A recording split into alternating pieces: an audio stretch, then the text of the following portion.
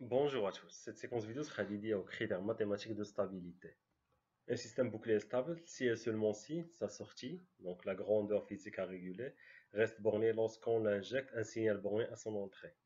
Donc un système stable, si on a une entrée bornée, on devrait avoir une sortie bornée. Dans la pratique, on exige que le signal de sortie converge effectivement vers une valeur finie. Donc la sortie doit être inférieure à l'infini. D'une manière plus générale, aucun signal dans la boucle de régulation ne doit aussi tendre vers l'infini. La stabilité d'un système asservé est une condition obligatoire. L'instabilité en général synonyme de la destruction du système. Donc un système instable peut être dangereux pour l'utilisateur. C'est comme le cas de l'emballement des moteurs électriques. La condition mathématique de stabilité s'énonce ainsi: un système asservi est stable si et seulement si sa fonction de transfert en boucle fermée ne possède aucun pôle à partie réelle positive. C'est l'un des théorèmes les plus fondamentaux de l'automatique. Dans cette présentation, on va démontrer cette condition mathématique de stabilité et discuter ses limites. Donc, on considère ce système en boucle de régulation. Donc, vous avez la consigne d'entrée E de P, la sortie à réguler S de P, la chaîne directe A de P et la chaîne de retour BP. Donc, la fonction de transfert de ce système asservi, H de P, c'est A de P, la chaîne directe, sur 1 plus A multiplié par B. Chaîne directe multipliée par chaîne de retour. Donc, on écrit cette fonction de transfert sur un numérateur, sur un dénominateur.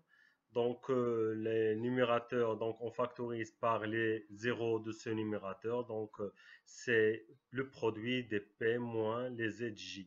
Donc, les ZJ sont les M0 de la fonction de transfert H de P sur D de P. Donc, le dénominateur de H de P, c'est le produit des P moins les PI. PI qui sont les pôles de H de P. Le tout multiplié par une constante alpha. Donc les ZJ sont les zéros de la fonction de transfert et les PI sont les pôles de la fonction de transfert. Les zéros et les pôles peuvent être réels ou complexes. Si un échelon de consigne unitaire est placé à l'entrée du système, donc vous avez la sortie S de P, c'est le produit de la fonction de transfert par la consigne E de P. Donc, S de P, c'est H de P multiplié par E de P. Donc, la transformée de la place d'un signal échelon, donc vous avez E de P, c'est 1 sur P. Donc, le produit HP fois EP, c'est H de P sur P. Donc, c'est la fonction de transfert divisé par P. Donc, c'est alpha, le produit des P moins des zéros sur P, donc de l'échelon, multiplié par le produit des P moins les pôles.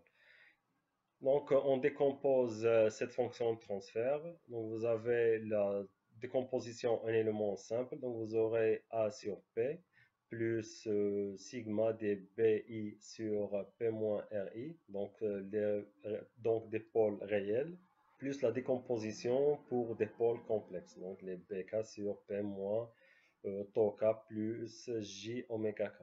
Donc, ce sont les pôles complexes et les RI sont les pôles réels. Donc, la transformée inverse de S de P, donc c'est A sur P, donc c'est 1 sur P, c'est l'échelon. Vous avez BI, donc 1 sur P moins RI, c'est l'exponentielle RI de T. Et vous avez c'est BK, donc P moins ce terme, c'est l'exponentielle de ce terme. Donc, la transformée inverse de S de P.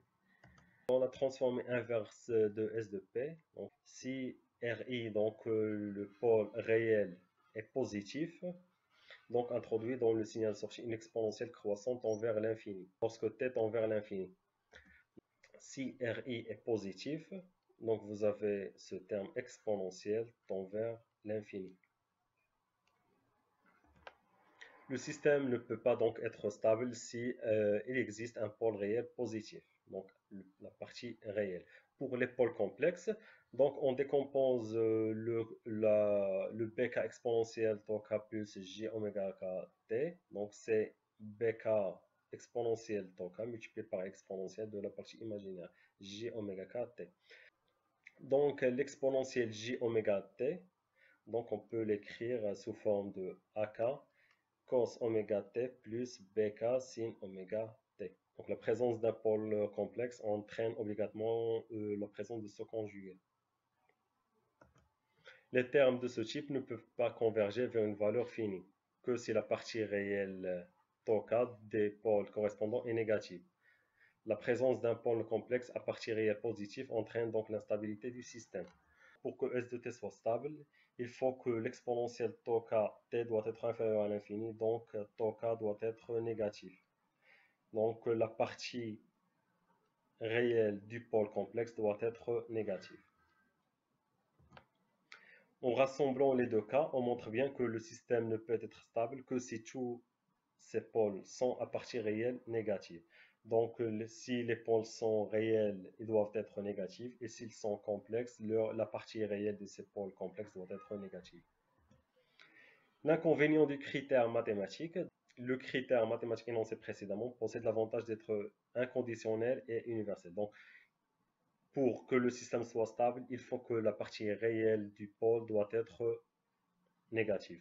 Toutefois, il possède des inconvénients. Il nécessite non seulement la connaissance de la fonction de transfert, mais il suppose également qu'on serait capable de calculer ces pôles. Donc, pour déterminer si les pôles à partie réelle doivent être négatifs, on doit connaître la fonction de transfert et après calculer les pôles de cette fonction de transfert.